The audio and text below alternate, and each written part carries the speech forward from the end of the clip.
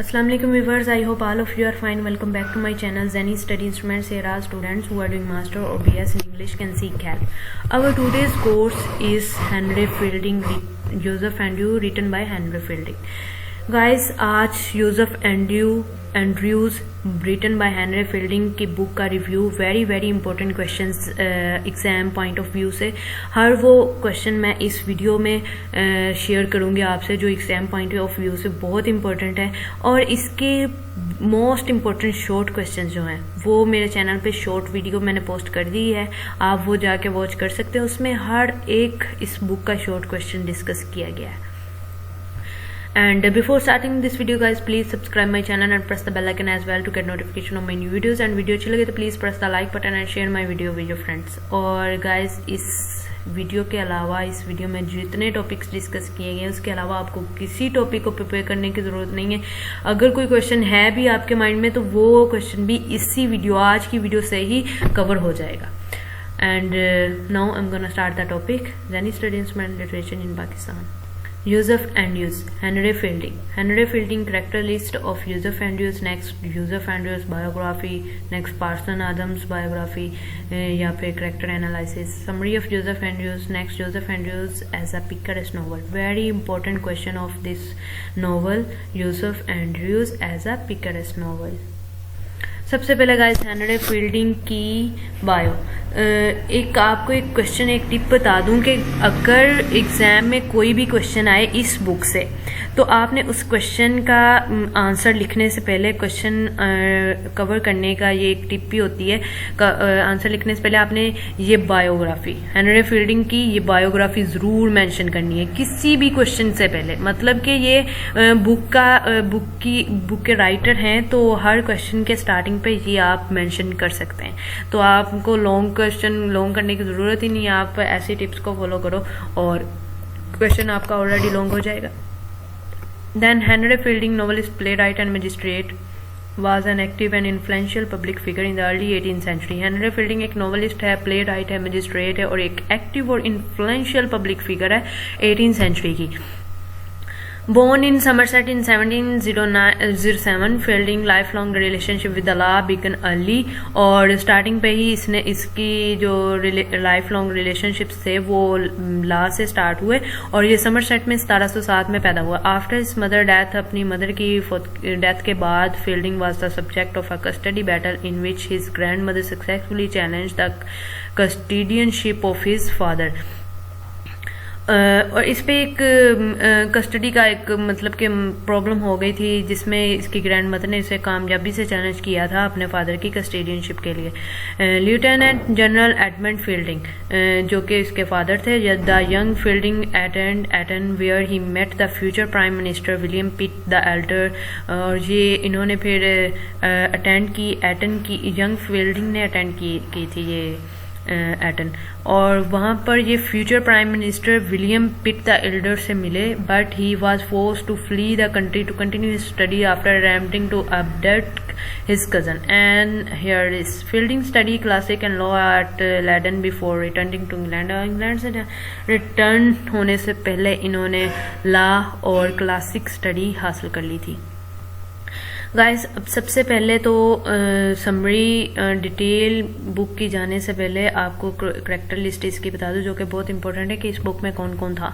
First सबसे पहले Joseph Andrews, second parson Trulliber, third the poor pedlar, then Peter Pounce, then Beau Didapper, Gammer and Gaffer Andrews, mister Wilson, the squires, ninth parson Adams, lady Booby, Pamela and then Fanny, 13 Mr. Slipslop, 14 Betty, 15 Mr. and Mrs.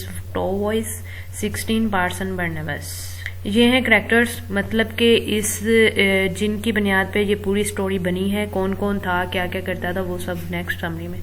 To main character इस story के Joseph Andrews and parson Adams. तो अब Joseph Andrews Although from a humble background, the handsome and amiable Yusuf has some education and high moral standards. और humble background के साथ साथ Yusuf Andrew बहुत ही handsome, amiable था, education भी थी, high moral standards भी है.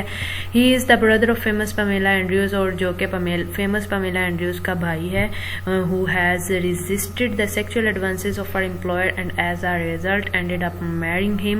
और फिर ये sexual advances से resist करता था और देन एंडिंग पे इसने मैरिंग शादी भी की. Like Pamela, Yusuf is chaste and will not give up his virtue to an upper class predator. As a result, he is fired from his job and embark on a series of adventures. Then वो इसके results में job से भी fire कर गया खुद को और फिर एडवेंचर की सीरीज पर निकला. Parson Adams. Mr. Abraham Parson Adams is a learned clergyman who has studied Latin and Greek and who is much beloved by his parishioners for his upright character and Christian charity. ये एक clergy man थे जो इन्हें बहुत अच्छा लगता था जब कोई इसका परीशनर्स बनता था. और ये इन्हें लैटिन भी आती थी, ग्रीक भी इन्होंने स्टडी की हुई थी. क्रिश्चियन चैरिटी वाले ये करेक्टर थे. He is poor man who has not made his way in the world because he refuse to compromise his principle. ये बहुत ही गरीब सा आदमी था, दुनिया में अपना रास्ता नहीं तलाश करता था, बनाता नहीं था, क्योंकि ये अपने principal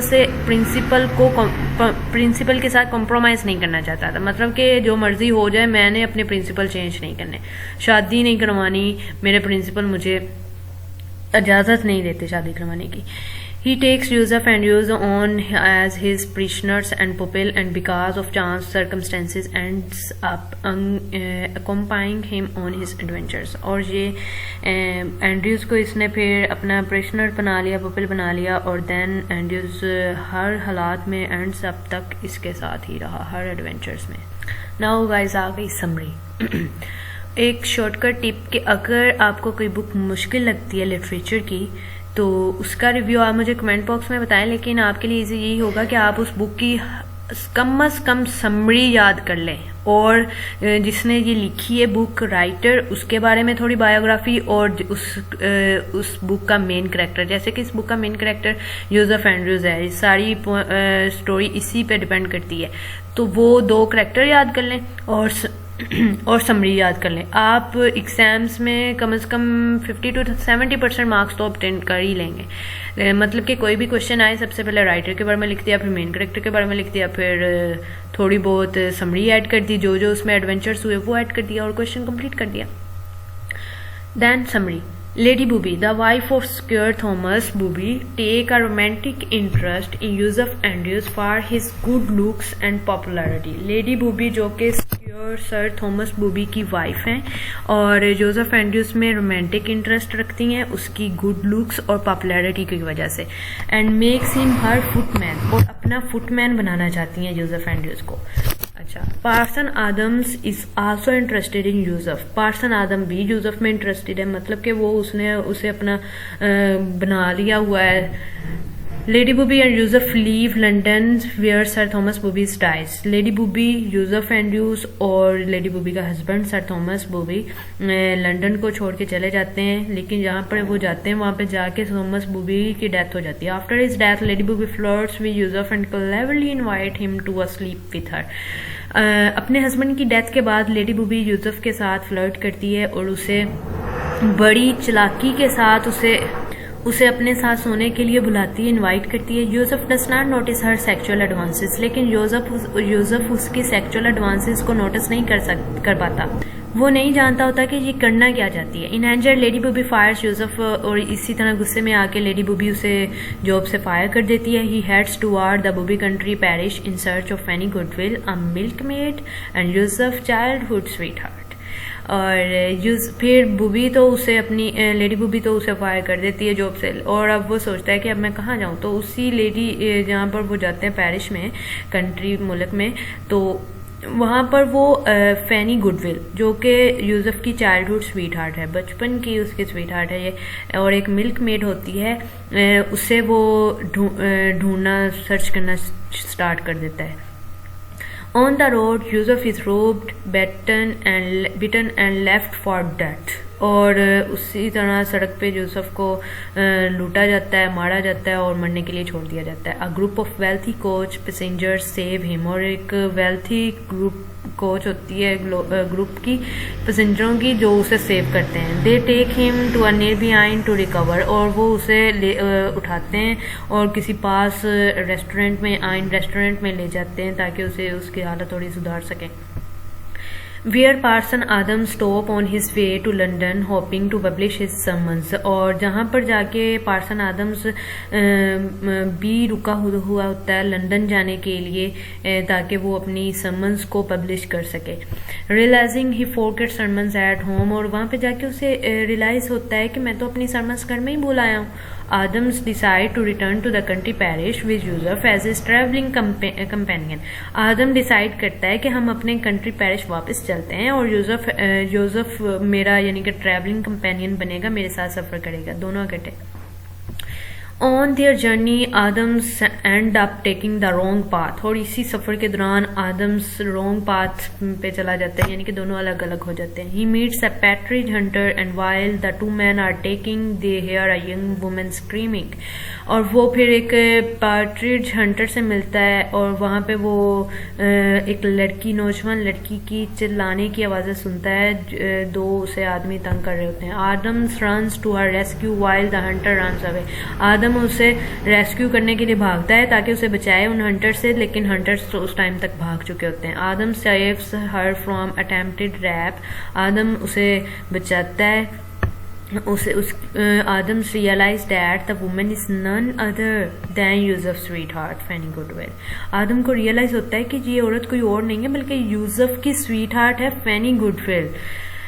Adam and Fanny stop at an inn, और इसी तरह आदम और फैनी मिल जाते हैं, एक आइन में रुक जाते हैं। वेयर दे फाइंड यूसुफ, और जहाँ पर जाके वो यूसुफ को फाइंड करते हैं। यूसुफ wants to marry with Fanny right away but accept Adams advice to wait. यूसुफ चाहता है कि किसी भी तरह मेरी फैनी से शादी हो जाए, कोई भी रास्ता निकालो, मेरी फैनी से शादी करो, लेकिन आदम उसे यही नसीहत करता है कि नहीं, अभी थोड़ा वेट करो। In the morning Adams goes to the local clergyman mister Trulliber to ask for a loan to pay their bill at the inn but his request is denied. और आदम्स वहाँ पे लोकल क्लर्जीमैन मिस्टर ट्रूलिबर के पास जाता है और उसे कहता है कि मुझे कुछ रकम चाहिए, उधार दे दो, मैंने बिल्स पे करना है रेस्टोरेंट का, जहाँ पे वो ठहरे थे उस रेस्टोरेंट का। But his request is denied, लेकिन उसकी रिक्वेस्ट जो होती है वो उसे डिनाइड कर दिया जाता है, नहीं उसे पैसे वो देता। A poor but kind peddler eight the आइन lands them the last of his money, एक पुअर और काइंड पेडलर उसे मिलता है आइन में और वो उसे फिर पैसे देता है कि तुम अपना आइन का बिल्स पे करो। As they continue traveling, they meet a falsely kind squire as well as sheep stealers and और इसी तरह ट्रैवलिंग कंटिन्यू करते हुए मुसलसल जारी रखते हुए वो एक झूठे स्क्वेयर से मिलता है, उसके साथ साथ शीप स्टीलर से मिलता है through a series of events, और इसी इवेंट्स की सीरीज के साथ साथ and up taking shelter with a kind of family, और एंड करता है काइंड फैमिली के साथ मिलने से। There host the Wilson family, जो कि विल्सन फैमिली होती है, enjoy a simple life of contentment in the country side, जो कि बहुत ही सादा जिंदगी गुजारती है एक मुल्क में कंट्री साइड में रहते हुए, एंजॉय करती है अपनी लाइफ बहुत सादा तरीकों से। The only sadness marring their sweet fellowship, और अफसोस की बात ये होती है कि अपनी स्वीट फेलोशिप के साथ शादी करने के बाद वो अपना बेटा खो देते हैं, who was kidnap as an infant, जो बचपन में ही किडनैप हो जाता है। After another series of adventures, और एक और सीरीज एडवेंचर के बाद the group returns to the country parish, वो ग्रुप अपने कंट्री पैरिश वापस चला जाता है। Lady Booby deals with emotional turmoil between her attraction to Joseph and her love for her own reputation and status. Lady Booby deal करती है, lady बुबी के emotions अभी भी हैं कि मैं जोसेफ एंड्रूज से शादी कर लूँ, उसकी तरफ अट्रैक्शन है अपनी, उसकी रेपुटेशन और स्टेटस के लिहाज से। जेलस ऑफ फैनी, जेलस होती है फैनी के साथ। यूजफ एंड्रयूज की जो कि स्वीट हार्ट है फैनी गुडविल, उससे वो जेलस होती है। She takes legal action to get Fanny banished from the parish. वो लीगल एक्शंस भी लेती है कि किसी तरह फैनी गुडविल को पैरिश से बैनिश्ड कर दिया जाए। After being influenced by his aunt, उसकी आंट के इन्फ्लुएंस्ड करने के बाद he advises Yusuf to break off his engagement to Fanny. वो यूजफ एंड्रयूज को एडवाइस करती है कि तुम फैनी के साथ अपनी एंगेजमेंट ख़त्म कर दो, सिंस शी इज़ पुअर, क्योंकि वो बहुत गरीब है, and will hurt his chances at attaining a higher social rank, और वो बस तुम्हारे जो सोशल रैंक हायर है इसी वजह से तुम्हें चाहती है। However Yusuf remains loyal to Fanny, ताहम यूसफ लॉयल है फैनी के साथ। The poor peddler the group meet on the road comes into the parish and tells Fanny that her parents are Mr. and Mr. Andrews. Poor peddler एक group के साथ मिलता है एक रास्ते में जाते हुए, रोड पे पैरिश जाते हुए, जो कि कहता है कि फैनी उसके parents Mr and Mrs Andrews हैं, यानी कि जोसेफ एंड्रयूज नहीं मिस्टर एंड मिसेस एंड्रयूज का बेटा, बल्कि Fanny Mr and Mrs Andrews की बेटी है। Everyone is shocked by this news, हर कोई हैरान रह जाता है इस न्यूज से, as it indicates that Joseph and Fanny are brother and sister. और ये कि फिर वो लोग सोचते हैं कि यूसुफ और फैनी फिर आपस में बहन भाई हुए। Mister and Mrs Andrews arrive the next day, mister and Mrs Andrews next day आते हैं and mister Andrews confirm the story that her daughter was kidnap in infancy and replaced by Yusuf. और फिर मिस्टर एंड्रयूज कंफर्म करते हैं कि हमारी daughter बचपन में ही किडनैप हो गई थी और यूसुफ से वो रिप्लेस्ड हो गई थी। The peddler then discloses that Yusuf's parents are Mr. and Mrs. Wilson, और peddler ये कंफर्म करता है कि यूसुफ के पेरेंट्स जो हैं वो मिस्टर एंड मिसेस विल्सन हैं।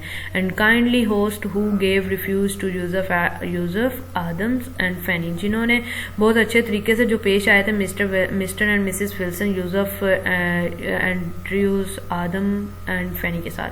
फैनी and Yusuf are married and mister Booby gives them enough money to live quite comfortably, और फैनी और यूसुफ फिर शादी कर लेते हैं और मिस्टर बुबी इन्हें इनफ मनी देती है ताकि वो अपनी ज़िंदगी अच्छे तरीके से कंफर्टेबली गुजार सकें। Yusuf Andrews as a picaresque novel. Most important question of this novel. The term picaresque has been derived from the Spanish word picaro, which means a rough. Term picaresque Spanish के लफ्ज़ से आई है, जो कि Spanish लफ्ज़ पिकारो से आई है जिसका मानी है रफ।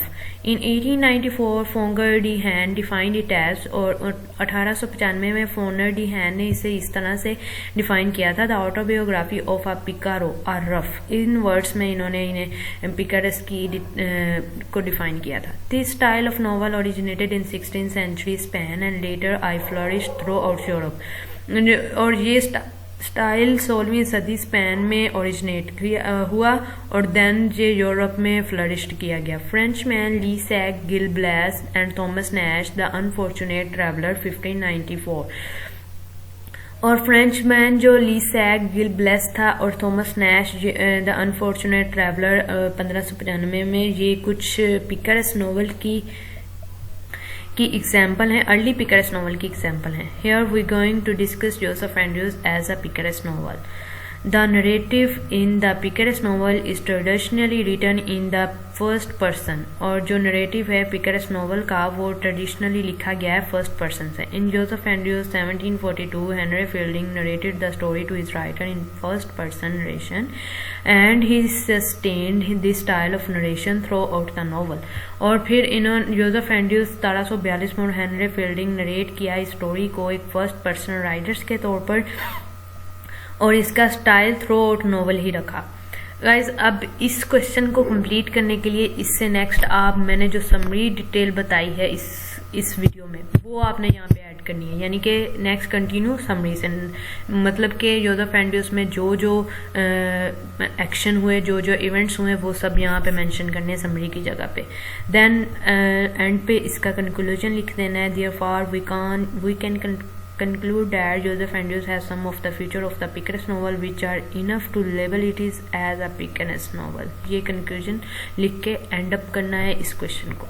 और गाइस ये था हमारा आज का topic, Joseph Andrews written by Henry Fielding, book review और ऑल इम्पोर्टेंट क्वेश्चंस। और अगर आपको इस बुक के important most important exam point of view से शॉर्ट क्वेश्चन भी चाहिए तो वो वीडियो इस वीडियो के डिस्क्रिप्शन बॉक्स में मेंशन है, उसका लिंक आप वो भी जाके देख सकते हैं। और वीडियो अच्छी लगे तो please press the like button and share my video friends. Thanks for watching this video. Allah Hafiz.